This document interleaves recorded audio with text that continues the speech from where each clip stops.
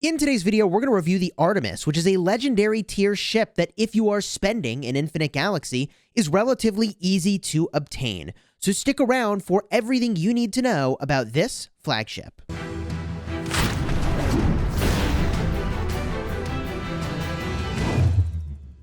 Hello, my friends, and welcome back. I'm Chisgule Gaming, a sponsored content creator for Infinite Galaxy. And today we're going to be talking about the Artemis, which is a frigate-focused flagship, one of the easiest to access at the start of the game, but is it worth it? And how do you get the most value from this baby? If you like Infinite Galaxy guides that help you get value and smash your enemies, then hey, consider smashing that subscribe button for daily Infinite Galaxy videos. The Artemis is a ship that is focused on frigates, and in this guide, we're going to review the flagship skills, ways you can obtain more of the Artemis. We're going to talk about the very best gear, and of course, we're going to talk very briefly about the units you should be bringing and how you optimize that. And yes, there is some optimization to be done with your frigates. So the Artemis is a frigate-focused ship. Their primary damage type is kinetic. So they are going to be boosting kinetic damage, and it's not a coincidence that the tier 10 frigate does kinetic weapon damage. So there is very obvious synergy there. The second skill is going to boost total warship armor at the cost of your warship range. This is a ship that's going to basically put your frigates on the very front line of the action, which means they will frequently get focused down first. In fact, every warship you bring here is going to be a likely first target compared to somebody else who is shooting from further away. So this ship is very tanky, but comes with a downside, which means you are going to get focused. And I suppose if you wanted to get focused, which is what you're angling for here, that's all upside. The total amount of armor that you get at the top tier of this skill is 302.4%. That is a big deal. The next skill is going to give frigate armor and shields. So even more warship armor here. You have 302.4% from the first skill. Then you've got another 151.2 armor and shields for your frigates. That is very, very tanky. The next skill is going to increase the shields of all warships you bring, 151.2%. The next skill is going to increase your frigate navigation speed and also your hit points. So this flagship is all about frigate tankiness, not frigate damage, frigate tankiness. This is a tank fleet for sure.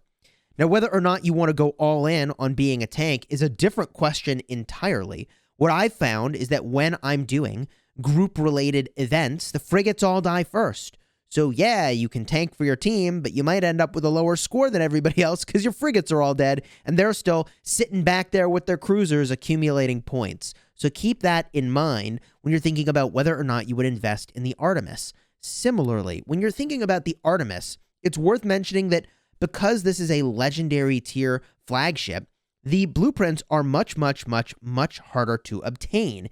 If we compare very briefly to the Orion, which is basically the exact same thing at the epic tier, you will note that although you don't get as much benefit in each of these skills, the skills are all identical to what you would see on the legendary tier Artemis. The difference is that the percent values are in fact lower. So to give an example, we're looking at 144% warship armor from the second skill on the Orion, compared to, at the legendary tier, the 302% boost you would get for having a max skill Artemis. However, a max skill Artemis is going to take a really long time to be maxing out every single one of these skills. So one alternative would be to go for a ship like the Orion. It is much easier to get the blueprint fragments for a ship like this, to power it up more, and you might have a better time with a higher tier Orion than a very low tier Artemis.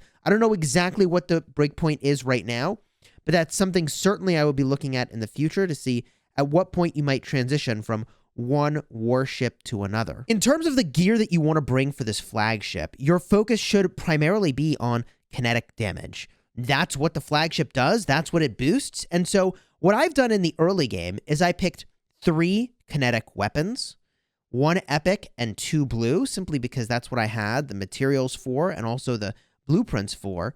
However, I did still go with one missile-based attack and one laser-based attack. And the reason I did this in the early game is in large part because you still have a variety of warships. You still are tiering up your warships, so getting to higher tiers of your warships, and they do different damage types at different tiers. So even if you wanted to focus all in on frigates, you would probably want a blend still of the kinetic and missile damage in a perfect world, because if we look at frigates, so even if you were to go all in frigates here, we can see that this tier 7 frigate is actually doing missile damage. And if we look at the tier 6, we're doing kinetic damage. If we go up to tier 8, it's kinetic damage again. Up to tier 9, it's missile damage. So you see that probably that blend, as you're powering up in this game, of missile boost and also kinetic boost is the way to go. I suppose if you wanted to be really optimal, you would have all missile boost when you have all missile-based frigates, and then all kinetic boost when you have all kinetic-based frigates. Now, in terms of the armor-related gear that you would use, this is a little bit more tricky. You have some options available to you that either increase your shields, your health. Also, you could go all in on armor or a blend of armor and health. What I want to point out to you is that not only does the higher tier of the frigate change what weapon it's using, but the composition, the breakdown of armor versus shields versus health also changes very substantially. So you can see in this tier 7 frigate that we've got a solid 4,817 armor. But when I jump up to a higher tier of frigate, I drop down to 2,800 armor. So you can see that different tiers of the frigate are going to have more or less armor, and also the shield values change very substantially as well. So this one has lower armor at tier 8, but higher shields. This one at tier 9 has lower shields, but higher armor. You get the idea. The one thing I will point out here that to me would steer me away from armor, regardless of what tier of ship you're using as a choice, is that let's just get a quick look at what these things do. The health is the amount of damage you can take when being attacked. The armor modifies the amount of health you lose every time you're attacked. So you have roughly an equal amount of armor and health. It just seems very unlikely to me. It seems so unlikely to me that the amount of armor you're gaining is better than the amount of health you would gain. Even though this ship has more armor than it does health, it feels like, unless armor just does a massive percent damage taken reduction, that health is almost always going to be the better play. And because the shields are so low on these, it seems to me like shields would be a pretty low priority as well. So I would, if you could, stick with health as you start to level this up. But this is something that we will be getting a closer look at and probably doing a detailed video on in the future to try to really understand which one of those is the better pick. But just looking at it, the impression I get is that boosting your health would be the better play. Here's the more realistic play for you as a new player in this game, though.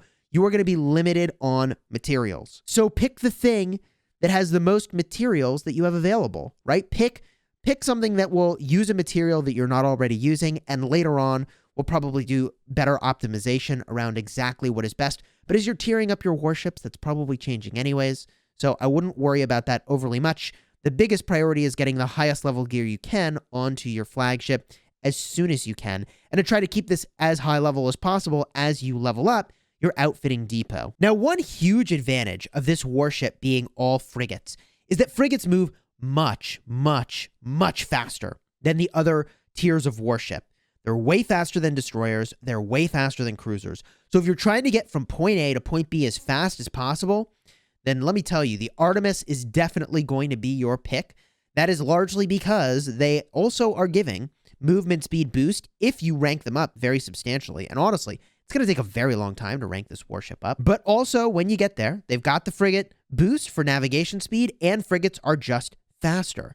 On the topic of ranking up this warship, where would you get fragments or blueprints of this ship? One spot is in the shop for the campaign. Occasionally, you'll see them show up in your daily refresh. I like to save up my currency for this shop specifically to get the legendary flagships that show up in here.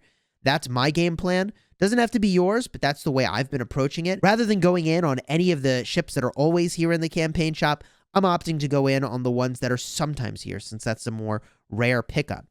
Now, once you have unlocked that flagship, you can go and you can use, in the blueprint shop, your special blueprints right over here. These are called Federation Advanced Credits, toward any of the flagships that you already have unlocked. If, however, you wanted to unlock the Artemis, there's a couple ways to do that. At the start of the game, you will have an event that when you purchase things that give corium in the shop, you will work towards the completion of Artemis blueprints. That's how I unlocked the flagship, and then I used a bunch of those Federation Advanced credits to tier mine up a fair amount. However, the other place you could look in terms of purchasing things is go to the regular packs, go to the flagship section, and theoretically, the Artemis could show up in these bundles as something that you would have the option to go and pick up.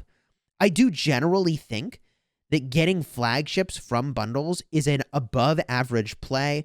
And the reason I think that is that, you can get a bunch of these other things other ways. Like, you can just spend corium to get resources and speed ups and a lot of these other things if you wanted. But to get these legendary blueprint fragments, that is much, much more difficult, and you can't just buy your way into that with corium.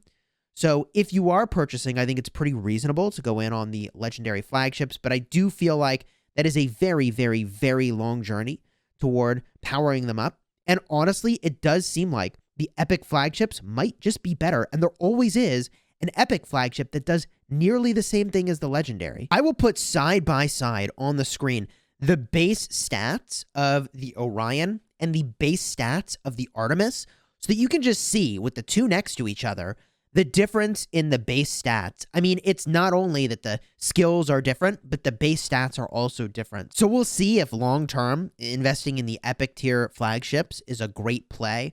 I think, in the very least, there is a non-trivial chance that if you're going all in on frigates and you specialize a bunch of stuff, like you go and you specialize your crew, that honestly, it could be that having multiple frigate flagships, even at the epic tier, you bring some that are focused on frigates like the Orion, that ends up being the better play. But, we have yet to see. I've got some frigate crew here, and I honestly am still wondering, will there be a time where I use, the green things that are all boosting kinetic damage, the green crew for that? Do I use my blue crew for frigates specifically? I don't actually know if that will be a thing that becomes relevant in this game, but certainly we'll be on the lookout for that. If you have any other guidance about the Artemis or your experience with this flagship, I would be very eager to hear about that in the comments. And if you've got any other questions about Infinite Galaxy and the flagships that are available to you, certainly let me know, and I'll be happy to address those as I can. Subscribe so you don't miss another daily video, and until next time, you have fun smashing your nebula.